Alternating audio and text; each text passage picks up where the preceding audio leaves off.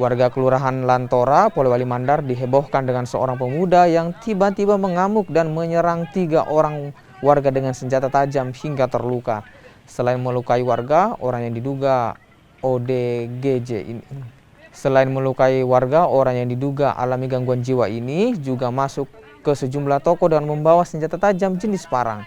Polisi yang tiba di lokasi berupaya melumpuhkan pelaku dibantu warga setempat. Butuh beberapa waktu sebelum pelaku akhirnya berhasil dilumpuhkan. Sementara korban yang terluka dibawa ke rumah sakit setempat untuk menjalani perawatan.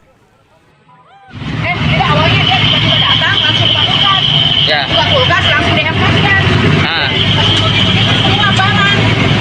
Terus anakku bilang, "Mami, kenapa ada orang itu Mami bawa barang?"